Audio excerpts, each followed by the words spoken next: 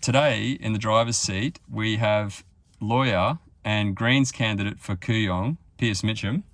How you doing, Piers? I'm good, thanks, Dan. That's good. Thanks very much for coming for a drive with us on Coal Miners Driving Teslas today. Thanks for having me. Yeah, no worries. I'm really excited about the conversation that we're going to have today. You're running in the seat of Kooyong, which happens to be held by the Australian Treasurer. It does. At the moment. Josh Frydenberg, J. Fry, that's right. J. Fry. J. Fry. In the House. Yep. So it's an interesting one to watch, and there's also a high-profile independent candidate in your electorate as well. So I'm sure there's going to be a lot of focus on that electorate. Absolutely, and what it's, I mean, the big effect that it's had is it's put climate, front and center of this election. It was big in 2019, but now with two climate candidates running different kind of policy platforms, but two climate candidates, it's climate's a massive thing. So to be here driving an EV and talking about the sort of transformational changes we can see through EVs is just awesome, and it's a really important part of our campaign, and it's something we're going to be talking about a lot. Fantastic. And I know the Greens actually just announced their EV policy. We did today, so we're pretty keen to have a chat about that when we get going. So excellent. Awesome. Now, you're all set. All you need to do now, this is the indicator. Yep. And then the paddle on the right-hand side. If you knock that down, ready to go. You're in drive. Look at that. It's amazing. Yeah. Oh, I love this. Good. And we're in this beautiful area. We're up in the Dandenong Ranges today, which is a lovely spot for a drive. Stunning part of Victoria. These beautiful old mountain ash trees. They're just so majestic. You've been here for hundreds of years. It's just such a, I cycle a bit, and I love getting out here on my bike and just rolling through these roads among these enormous ferns and trees. It's just it's a gorgeous place. Yeah, and the air, you can smell the difference in the air up here. It's just so clean. You really can. I've been living in Canberra for the last few months, but I've been back in Melbourne for a couple of weeks, and I've been staying in the city. And I tell you what, I can really notice the pollution in the city. Absolutely. Yeah. Most of which is from vehicles emitting gases, right? Yeah. The vast majority of carbon. And so once this EV revolution takes hold, which I think we're on the cusp of, we're going to see a massive change in our air quality and noise pollution as well. I mean, we can hear how quiet this car is. Yeah. It just glides everywhere. It's going to be nice when there's a few more of these on the road. Yeah, absolutely. And I mean, that's what really gets me excited. Like, I obviously want to see us decarbonise our society as fast as possible. But I think there's so many bonuses that come with it. Yeah. And having clean air for ourselves and our children to breathe in our cities, and having peaceful streets. I mean, I think people don't realise how good it's going to be. Yeah. Really. Yeah. Now, when you're ready, you can do 0 to 100, and you can just plant it. Just floor it. Okay. Ready? All the way. Here we go. Hit it. Hang on. Whoa. All right, that's good. The G-force is unbelievable. I felt like I had to lift off the take my foot off the accelerator because I was going to black out. Yeah. Like, I've never felt G-forces like that. That is awesome. Yeah. It's like being in a fighter jet. That must be what it's like in a fighter jet. Yeah. Yeah, I'm not sure how many Gs they pull in a jet, but that's at least 1 G there that you're pulling. Yeah. I don't think I'd be a very good fighter pilot. Oh man, I mean, so much fun. That feeling in itself it should be enough for us to transition to electric vehicles, I reckon. Yeah. Yeah. Yeah, I think so. I've always thought when I saw the speeds that Teslas can hit in acceleration, 0 to 100 in 2.8, 2.9 seconds. It's kind of, I don't want to knock Porsche drivers here. Yeah. But why would you buy a new Porsche? Oh, you can knock Porsche drivers as much as you like in this car. Why? Why would you, Why would you even bother? Yeah, well, exactly. It's just become, internal combustion engines can't compete with this stuff. Yeah, that's right. So, I just wouldn't get one. Yeah, it's crazy. Like and it's important to remember, like, internal combustion engines, there's actually 19th century technology, right? Yes. Yeah. Like the internal combustion. Well, you know that you're the engineer. Yeah. Wouldn't have a clue. Well, it was invented. It was invented in the 1800s, and like everything since then has just been like putting little bells and whistles and little features on it. But this is 21st century technology, Yeah. and this is what this is what cars should be like in 2022. And I just think it's just wild that we still drive around in these little mechanical fart boxes, I like to call them. Yep. Yeah. It's just so different. But just that feeling on the acceleration, not having any gear ratios to move through is just. It is like a jet engine, you know. You just kind of go. Yeah, you'll notice as you go around the corner, you can accelerate a bit around the corner. Feel how flat it is? It's amazing. It's so good. Just the responsiveness is just. It's like nothing no other vehicle I've been in. It's incredible. Not having a gear ratio to move through. You know, I drive an old manual car, and you've just got to drag it through the gear ratios, and you see that even with the high performance sports cars and stuff. With this, it's irrelevant, right? Yep. So the only limitation you have, I suppose, is the road speed, or the speed limit, and it's kind of it. Yeah. The power of the battery, I don't know. Yeah, that's basically it. You can, I mean, if the speed limit was 200 k's an hour, Yep. you could, like in a linear fashion, you could go from 0 to 200 smooth with no gear change all the way up. It's amazing. Yeah, and I mean these cars, like, I'll show you autonomous driving a bit later, but the safety in these cars is just next level. Yeah. It is. So I mean, one day when we have all these autonomous cars on the road, there's no reason why we couldn't possibly increase our speed limits, because it's going to, like, accidents are going to become virtually non-existent. Yeah, when they're all talking to each other and all networked. Absolutely. We'll remove that human component, right? Yeah, exactly. Which is a scary thought at the moment. That's a big threshold to cross, to I suppose, surrender your agency and your control over something to a machine. Yeah. And we were talking about that before, like when you put these things on autopilot, I liken it to when you go abseiling and you drop backwards over a cliff, and you have that moment where you just need to trust the rope. And leap of faith. Leap of faith, and it's a similar thing with tech. In appropriate areas where we can delegate our autonomy to the tech, there's that moment where you take that leap of faith, and you've got to get across. We've got to meet that behavioural change. We've got to make sure that comes through. But I mean, the payoffs have been enormous. Yeah. I'd love to be able to jump in a car and just sleep instead of having to drive. I'm not suggesting I'm close to doing that. Well, you might not be close, but the tech is getting close, right? Yeah, like, I drove this car from Melbourne to Central Queensland. 90% of the way I was in autopilot. Yeah, and so cool. It does, like, it prompts you every minute or so to touch the wheel to let it know that you're still awake, but it doesn't need you on the freeway. Like really, it could have gone from Melbourne to Sydney unassisted, right? It's pretty easy for it these days. It's the city driving that's more complex. Yeah. But even with the city driving, they're testing. I was mentioning this before, but they're testing like the beta software for autonomous driving in cities, and they're doing like an hour long unassisted through cities. It's just incredible. It's amazing.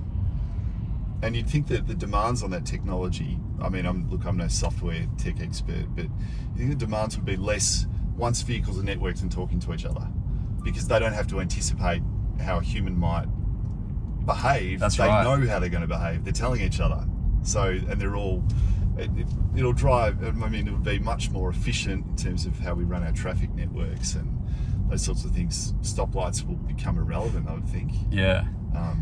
Yeah, it's a really good point. Like the big challenge for the software developers is developing autonomous vehicles that respond to human drivers, as you say. Yeah. And once everything becomes autonomous, the programming actually becomes super easy. So it's like the flip side, where the hard part is beginning, and then it'll get easier with more of these vehicles on the road.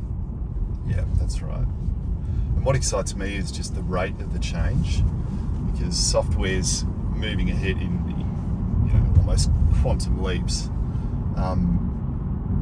The rate that we're heading, the speed we're moving, it's EVs are just going to flip travel on its head. Yeah. We were saying before, Tesla's, when you sit in a Tesla, you realise it's far less a car company and more a software and battery company. Yeah. And the only limitations it faces are those on, I suppose, the battery power and capacity, which is just really moving ahead very quickly, and also the software, which again is just moving ahead in leaps and bounds. So it's like it's a shell of a car with software and battery. It's really awesome. Fairly nice road here, so just enjoy the corners. Cool. And just have the knowledge that the battery pack is under our feet, and that's like, so all the weight is down super low, so this car handles like so much better, and you'll be feeling it now, but it just stays super flat. You're stuck to the road as you come around, and the battery, you mentioned the battery packs and the software, and something else that's going to come with that is what's called vehicle to grid technology. Yes.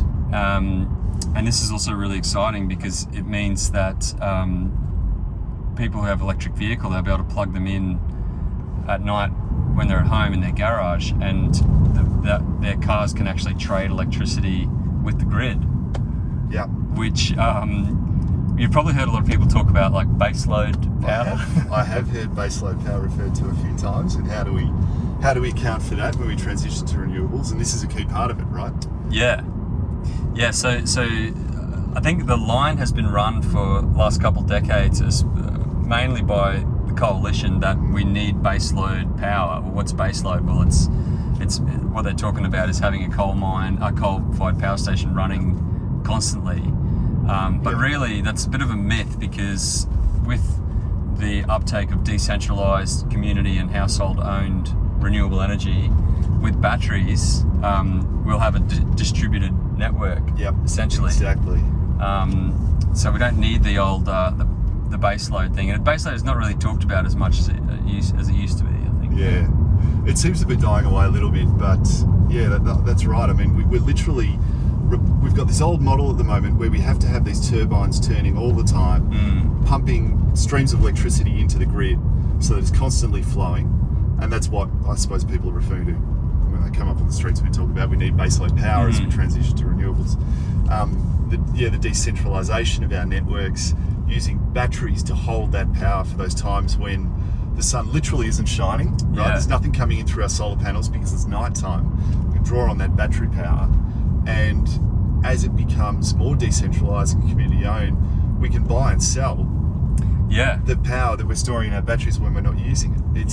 It's such a revolutionary thing, and I think it's certainly going to make energy far cheaper for people, which is, when you think about the potential for industry, right? If energy is a massive cost for industry, that's, I suppose, for anyone manufacturing something, their energy costs are a key limitation on their output and their bottom line.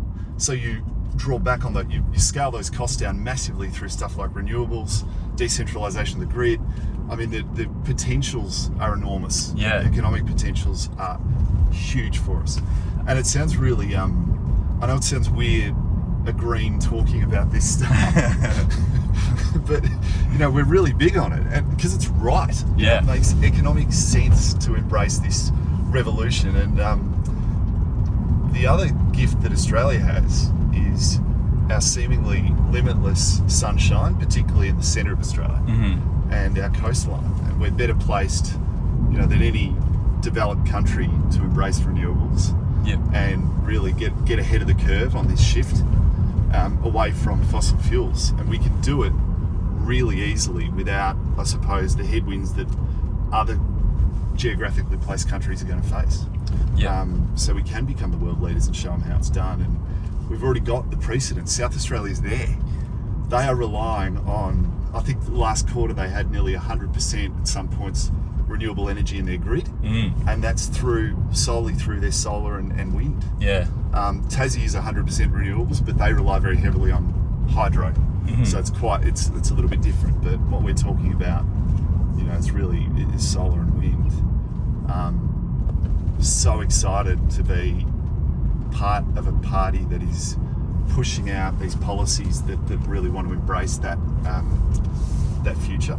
Yeah, it's absolutely, great. absolutely, and I mean the transition to clean technology in Australia over the last 20 years has been framed as a burden by the coalition and by vested interests. But really, that's just the fossil fuel industry talking, and because the fossil fuel industry, the coal and gas industry, the biggest threat to their profits is the uptake of solar and wind. Yep. Every % increase in solar and wind is a % decrease in revenue for the gas and coal and gas industry, and for the oil industry, every % increase in electric vehicles is a decrease in % for the oil industry, right? Yep. So it's not like, and if you assume the coalition has been kind of captured by the fossil fuel industry, which I would say that it definitely has. Sure. They're not just not acting on climate change; they're actively suppressing action. Yep, they are. One of the things I've been talking about a lot in the campaign is that I don't understand. If you, this is jumping around a bit, but if you take the starting position for any government is that its key duty is to act in the best interests of its people. They know what the consequences of their current policies are going to be in terms of expanding our coal and gas export and trying to preserve and even expand our reliance on coal and gas for our domestic energy purposes. They know that the consequences of that contribute to catastrophic levels of climate change. They know that, yet they pursue it. I don't know of an example in human history where a government has so zealously pursued policies like that, knowing that they're leading us closer to the precipice. Yeah. It's just... it's madness. I mean, they're not governing for people. They're not governing for our children. They're not governing for the beautiful biodiversity that this country has. You're just at a loss as to how a government can find itself in that position and conduct itself in that way. Yeah. I think, and that's why I'm really excited. There's it's different for going back to my own campaign. It is different for the Greens suddenly sharing the floor with other candidates who are pushing climate. But it is a good thing because it really elevates the discussion. We've been talking about climate for decades, and suddenly someone else is in there also talking about the same stuff. Yeah. And it's great because it means that it's becoming more front and centre for more people, I think, climate. And there's more spotlight on the government's behaviour. Yeah, absolutely. And you're absolutely right. And it's been so gut wrenching to follow this over so many years and see things like the Great Barrier Reef dying in front of our very eyes, and the bushfires, and now the floods, and all the evidence, all the things that the climate scientists have been saying for decades are happening now. And still got government with its head in the sand and refusing to act. And I think there's so much to be, young people, there's so much anxiety for young people at the moment around climate change. But I think what causes the most anxiety is watching our leaders do nothing to try to stop it.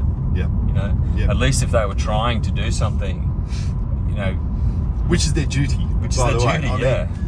And a country so exposed to the consequences of global heating like Australia, with floods and fires and those sorts of things. I mean, our leaders should be out on the international stage imploring other nations to take better, faster action. They should be on the front foot. And instead, they're saying stuff like, we're not going to move until China does more. I mean, that's pathetic. Yeah. That's no way to conduct your energy policy or your foreign policy. No. It's not good enough. No, that's right. So, there you go. Just just the the G forces are amazing. Yeah. It's like nothing. It's like being in a rocket. It is, yeah, absolutely. But going back to the fires, I mean, we lost those fires over 2019, 2020. We lost an area the size of twice the size of Tasmania. It was burned. Over 1 billion animals is the estimate.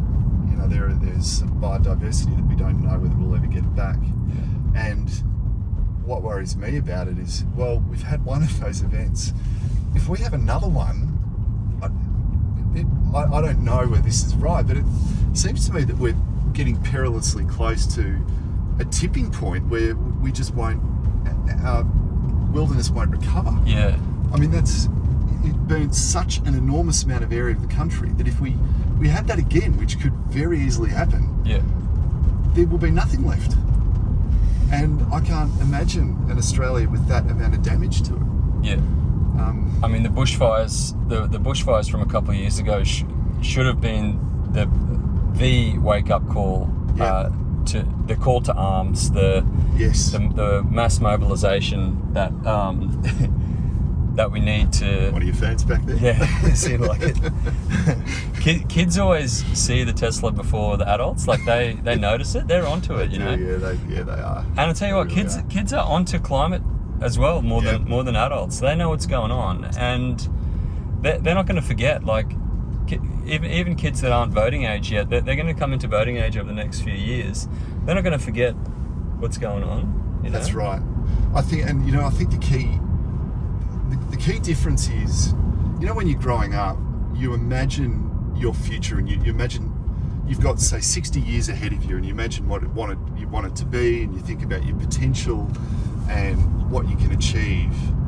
And so for those that have grown up in previous generations, there's been no existential question that you've had to face. Mm-hmm. And these kids, when they're imagining their own future and projecting their own aspirations and thinking about their own potential, they have to factor that in. Yeah. And I'm not talking about when we talk about existential questions and climate change, I'm not talking about global Armageddon, but I'm talking about losing another part of Australia that is twice the size of Tasmania, and a landscape that is fundamentally altered. Yeah. Summers that where we regularly have heat waves of 50 degrees or more, or floods of the proportion that we've seen in Lismore recently. I mean, these are things that older people see as once in 100-year events and so on. But I think for younger kids, the reality is that they are going to become commonplace. Yeah. And where vast areas of Australia end up being uninhabitable, that for them, that's an existential problem. Yeah. And there's a lot of uncertainty, and I think, I see these school strike for climate kids as a model of what we should be. We should be modelling ourselves on their movement. Mm-hmm. They're more adult than the adults that are doing what they're doing. And I've just got so much respect for them, and those days in this campaign that get pretty testing. I just think about those kids and how strong they are to stand up and do what they're doing. And I think, I can get out there and face another day, I think. Yeah, absolutely. Like that generation is fierce, They're amazing. You got Greta Thunberg leading this incredible youth climate movement globally, and they're not going away. They're just going to get bigger and bigger. Yeah. And that's why it just astounds me that you have people like Angus Taylor or Matt Canavan or a lot of the other people who have been in government for so many years, not only denying climate but promoting the gas industry, promoting the coal industry, expanding the fossil fuel industry, and accelerating us towards this horrific future. Like, what do they think is going to happen politically? Obviously, the youth are going to be a large cohort in future. Yeah. And as I said before, they're not going to forget. They're not going to forget about this. No. For politicians, I think legacies are quite important because for a lot of and I do realise there's an irony in me saying this being an aspiring politician, but I think for a lot of politicians there's quite a lot of ego, and a driver for them is the legacy that they leave behind, and the way that they're spoken about and remembered. That's why I got all these sort of vanity projects that they embark on, and wanting to have their things named after them and that kind of stuff. But what astounds me is that we've got a lot of politicians going on record at the moment saying appalling things about how we should continue with coal-fired power and gas and that kind of stuff, which we know is contributing to catastrophic climate, global heating, is cooking our reef, melting the ice caps, all that sort of stuff. We know what the consequences are, yet they persist, and they're on record. In a generation's time, when the kids today are trying to clean that mess up, and knowing that the decisions taken today could have vastly improved these circumstances, I just don't understand why they're prepared. Current politicians are prepared to make the decisions that they are. Yeah. One good example was just 2 weeks ago when southeast Queensland was underwater. We had 20,000 homes in southeast Queensland that were inundated and flooded. And throughout that time, Matt Canavan's on Twitter talking about expanding coal and gas and retweeting articles about how we should expand our coal and gas industry and how we should export more gas and coal to Russia and all sorts of nonsense stuff. And you just think, mate, your own constituents are underwater due to a natural disaster that is exacerbated by climate change.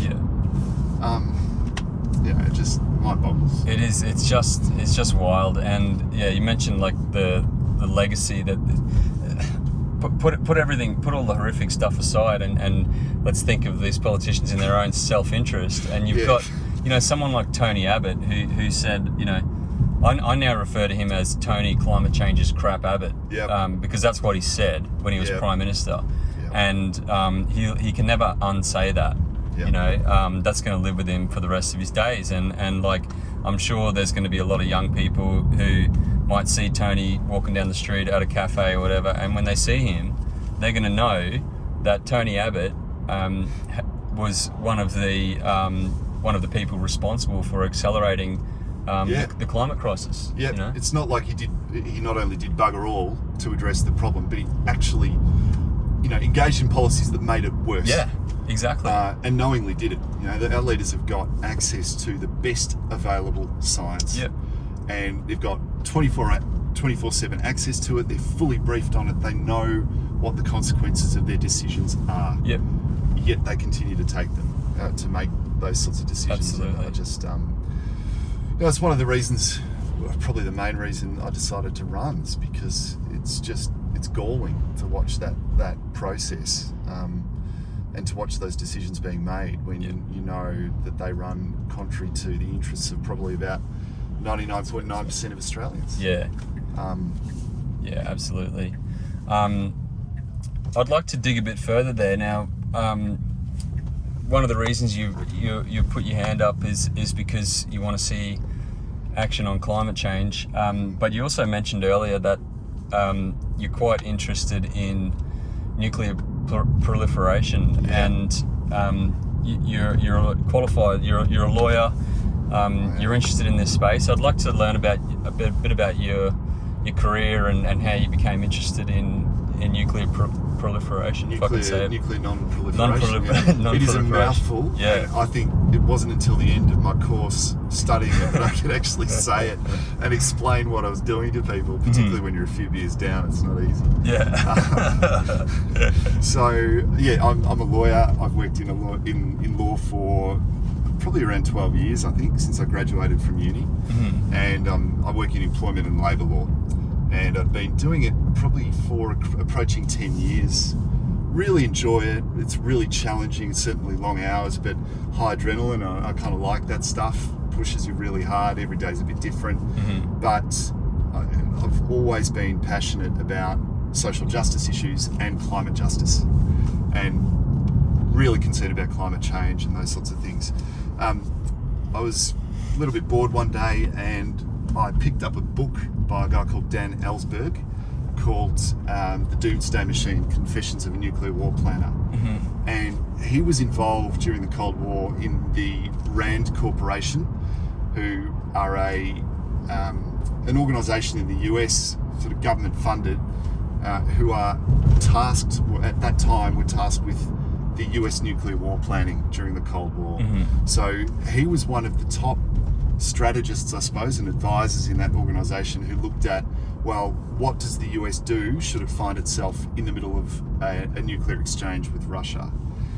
And he's written this book post-career. He's about 94 now. He would have written the book when he was 90 years old. With full disclosure about the sorts of things that he encountered, the people that he met, and the nature of the nuclear war plans that were being entertained at that time. And he makes the case that they probably, given that our nuclear force structures are substantially similar in terms of nuclear triads, the types of bombs we have and where we place them, that the nuclear war plans are probably largely the same as they were 40 years ago. Yeah, wow. And he reveals that they are really about total annihilation of populations, and that the consequences of any sort of nuclear exchange are just unthinkable. Reading that book was just such an eye-opener for me, and it was so shocking that I decided to quit my career and go and study nuclear non-proliferation, so to work out how we get rid of these weapons, because they really are, alongside climate change, the other major existential risk that humanity faces. And unless we can work out a way to achieve full and complete total nuclear disarmament, I think one day they'll get the better of us. The same way as climate change. We've got these threshold existential questions that we're facing at the moment about our emissions levels, our lifestyles, what we decide to chase and engage in return for profit. And we need to make some really key decisions about how we want to continue, and if we continue along the current path, where again, like nuclear weapons, we're facing an existential problem where vast areas of the planet become unlivable and uninhabitable, and we see millions of deaths due to heat wave and disease and all sorts of other things. So look, it's an area that interests me. I studied a master's in nuclear non-proliferation for a year. Then I returned to Australia, and 6 months later found myself running for the Greens. Yeah, wow. Amazing. And I guess like the nuclear proliferation thing, like climate change, the solutions involve they kind of involve collective action, I guess, for the greater good. You know, us saying, you know, we're gonna get together, we're gonna act together for the greater good, it's at a scale. It's also at a global scale, which is also like climate change. Exactly. And I guess there's also these global conferences, talks that happen for nuclear non-proliferation as well as like your global climate talks. And that's exactly it. I mean, it's I remember an environmentalist talking about the first time we had a view of the world taken from space, and it really brought home the fact that we all live on this, we share this one vulnerable planet together.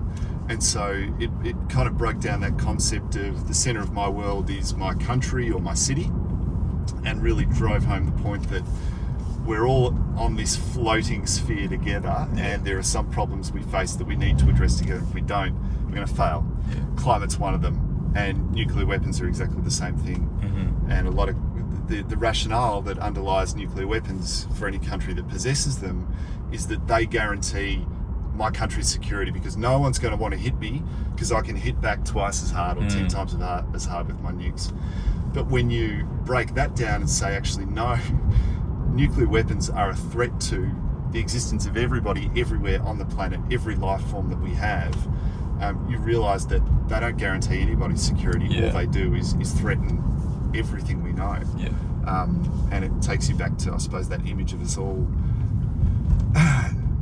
sitting together, very lonely and alone in space on this beautiful Earth. We need to address these issues to make sure it continues. Yeah, absolutely. And I think for myself, thinking of that image as well, the image of Earth from space, and seeing Earth as a closed loop system, with an atmosphere that we all share, and then thinking about how we're ripping all this stuff out of the earth, all this coal, oil, and gas, and we're just burning it up and putting it up into our atmosphere, and we're changing the chemical composition of the Earth's atmosphere, like literally every day. Every day in Australia, we put another 1.5 million tons of carbon dioxide into the Earth's atmosphere, further changing its chemical composition and further accelerating us towards these tipping points. And it's all just so clear and obvious, and we're getting back to what we were saying before, but where I feel like now the movement is also at a tipping point where we've got so many people that are involved in either climate protest or research or in politics. It's an orchestra. It is. Yeah, it is, and that's how we'll see real change, right? It's for change of this scale is entirely achievable, but we need to move forward together, and it's going to take the full investment of resources from every sector of the economy, from every sector of our brains trust, our universities, our politicians, our business leaders, our grassroots activists. Like, everyone needs to be on board with this and aware of the importance of the movement. And I do feel like we're getting there, which is good to see. We're not getting a lot of good news at the moment, and this is that one glimmer of hope that we've got to really focus on and pursue, I think. Yeah, absolutely. Yeah. And I mean, what a time to be alive. Like, the stakes have never been higher, but the opportunities have never been bigger either, really. Yeah, exactly. And that's where I think sometimes the Greens get a lot of heat for they get called an activist party, and I think we're sometimes portrayed as just complaining about everything, and I don't think that's the case. We're really talking about the opportunities that come spinning. We're in a dire situation, but it doesn't come without a good, a good outcome if we make the right decisions. And so I think we're really enjoying at the moment being able to offer the solutions that our government cannot. At least we're saying, we're here, we understand, we accept the world as it is. We accept that we are facing an existential problem, but here's the solution, and here's how we can embrace the change and make sure that it works in our favour. And I think until other parties kind of face that reality, they're not really offering real world solutions. Yeah, absolutely. I think the Greens have always had that mentality, but I think that unfortunately, because of the stranglehold of the Murdoch press in Australia, the Greens have kind of been framed as this radical kind of party, but really the radicals are the ones that want to keep burning fossil fuels, aren't they? An enduring commitment to policies that bring about annihilate, or that bring about mass loss of life, and that are scientifically certain to do so, are extreme positions. Yeah, that's an extreme position. Nothing is more extreme. I mean, honestly, arguing for renewable energy and a transition away from coal and gas is like as mild as you can bloody get in the face of decisions like that. And even like ex-Defence Force chiefs like Chris Barry are saying that climate change is the biggest threat to Australia's national security. Like, well, it is, And the point that they make is that also I've seen on 730 Report in like April last year, 730 Report did a story on a Defence Force strategist who they interviewed, and this person said that based on their modelling, that by 2035 the Australian Defence Force would be so stretched responding to natural disasters that it couldn't guarantee security. Yeah, that's right, and that's both in terms of soldiers, people in our defence personnel engaged in those recovery efforts, but it's also in investment as well. I mean, rather than I suppose, investing in defence capabilities, where we're investing in disaster recovery, which we need to invest in. I'm not arguing against it, but resources are finite, and we need to kind of think about what the implications of that might be. But in the meantime, let's go and drop $100 billion on some nuclear-powered subs, right? Yeah. It's just mind-boggling. Imagine what $100 billion could do for renewables. Like, one of the things been mentioning a little bit is like, remember when Keith Pitt was proposing like $200 billion for the coal industry not long ago? It was something like that. I don't remember. There's been so many, but yeah, it doesn't surprise me. But yeah, so that's the kind of money he wants to throw around in fossil fuels. But if you like, there's 151 electorates in Australia, right? Yep. You could give every electorate $1 billion to build community-owned solar, wind, and battery projects for 151 billion, right? And then you wouldn't need coal or gas anymore at all. It'd get us to get us to net zero. I'm going to give it here. There you go. There goes that motorbike. So we just took on a motorbike and won. Yeah. I've never been beaten by a motorbike at the lights. No chance. Insane. Here it comes. I often get like thumbs up and stuff as well. Yeah, I bet you do. Yeah. Yeah. I mean, it would get us to net zero overnight, or far quicker than 2050, which we have to achieve. Yeah. 2050 is too late. We know that. I think our biggest barrier maybe 20 years ago, there's a case to say that technology was our biggest barrier to making genuine and substantive change to our emissions and reaching, something near a net zero economy.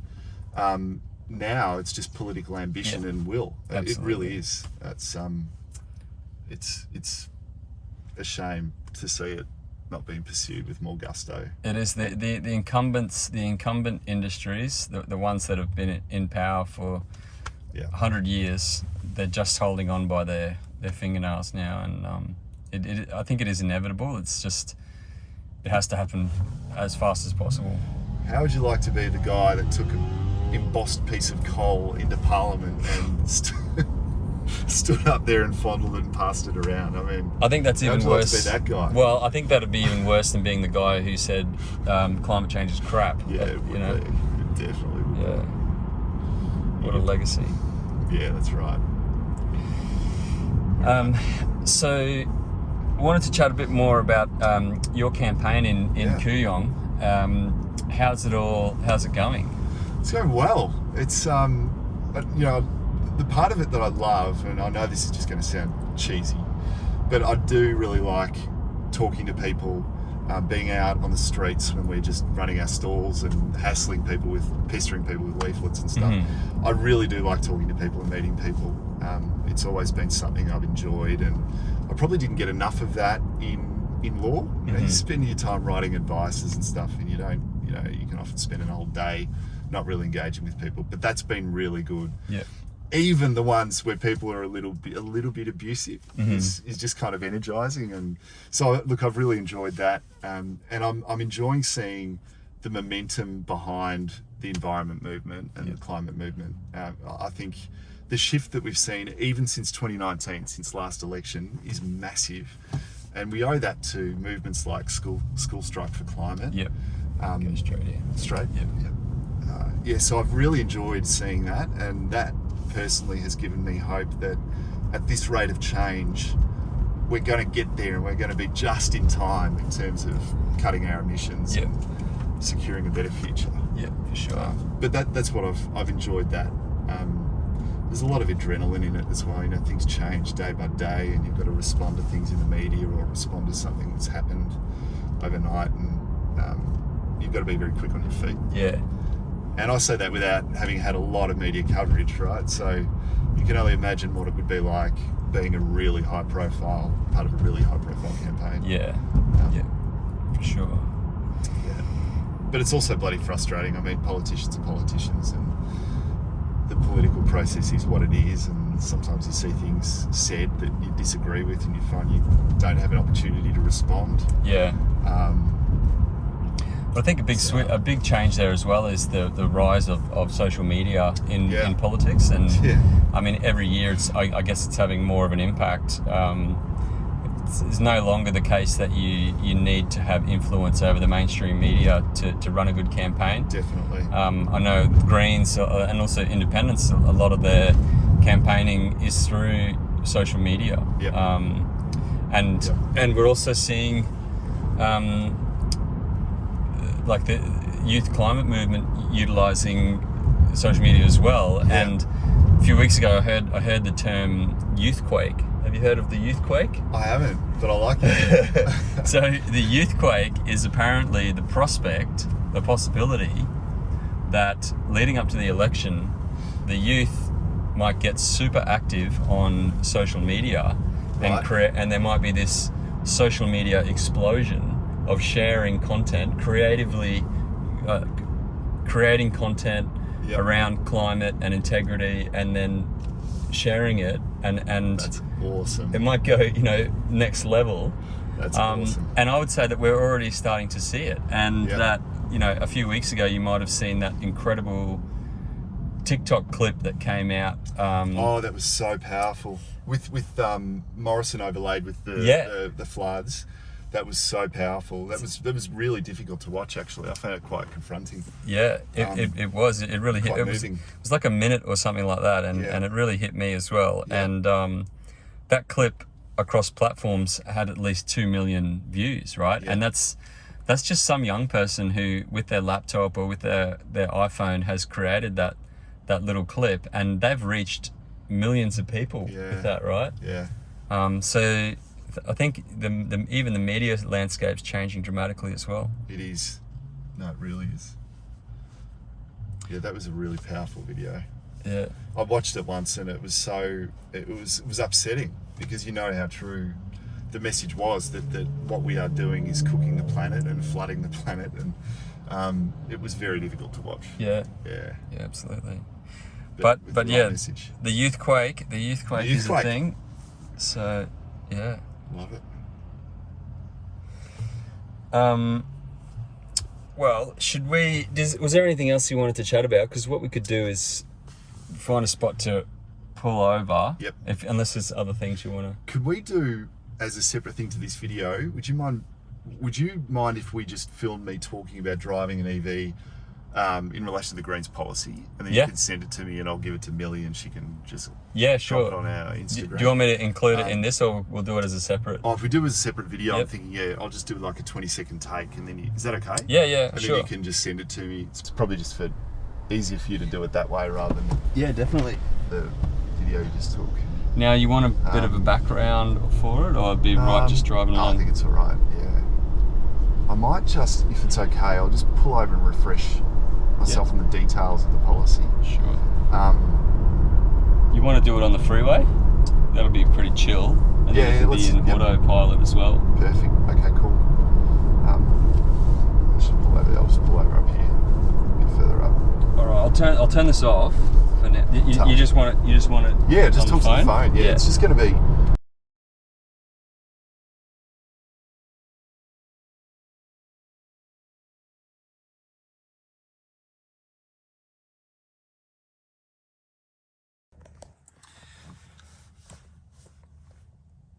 All right. Well, Piers Mitchem, I just want to say thanks very much for coming for a drive with us today. Thanks, Daniel. Thanks for having me. In this incredible electric beast that we're in now. I really enjoyed the conversation. Yeah, likewise. Me too. And I'm really excited to see the campaign in Kooyong. As you said before, it's definitely going to be one to watch. It is. Yeah, and I just wanted to wish you all the best for your campaign. Thank you. No, thanks so much. It's been a real privilege to do this today. It's been awesome, and a pretty amazing car. Yeah, I really enjoyed it. Awesome. Yeah.